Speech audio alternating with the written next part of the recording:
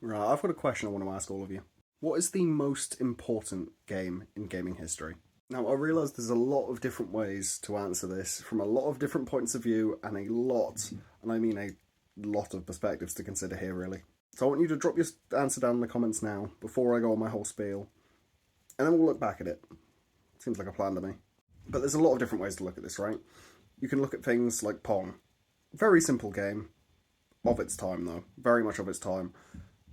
But it started the gaming industry, realistically speaking. Without Pong, would there be a gaming market? I don't know. I don't think it would have happened anywhere near as quickly if it did, though.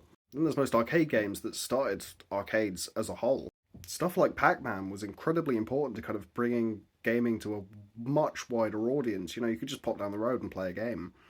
You know, that wasn't possible at the time before arcade machines. You had to have kind of home theatre setups. They were incredibly expensive and not well known about, so...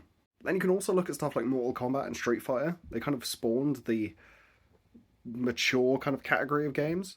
You know, it proved there was a market for the more extreme, more violent stuff. And I mean, looking back at them now, they're incredibly tame games, but at the time, people were really mad at them. Really mad.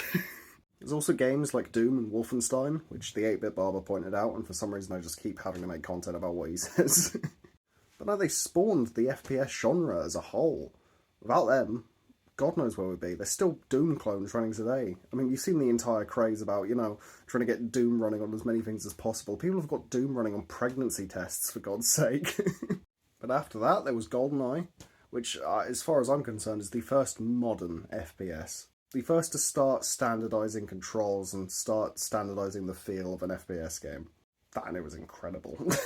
Then you've got Call of Duty, whether you pick Finest Hour or Modern Warfare 1 or any of the series. Call of Duty and Activision are the ones that started the modern control scheme for FPS games. If it wasn't for Call of Duty's influence in the early thousands, I don't know if we'd have a kind of standardised control scheme yet. Because you can go back and play any FPS game from the early thousands and it is all over the place. There's also Tetris for kind of being the first kind of multi-generational release. You know, everybody has played Tetris. Everybody.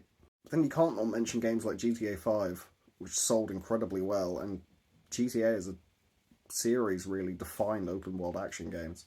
As much as I can't, like, you know, stand Rockstar's control schemes, doesn't mean I don't rate their games. And then you can't ignore Minecraft. It is the biggest release of all time. It is an incredible creative outlet, especially for kids, but, I mean, I still play it. Most people do. But let me know what you think, because there's so many angles to look at this from. Even stuff like Tomb Raider for kind of being the biggest mainstream success in terms of having a female lead, which was incredibly important at the time. But let me know what you think. Drop us a follow, because we're almost at 450 followers now, which is an insane number, so thank you, and I'll see you in the next one.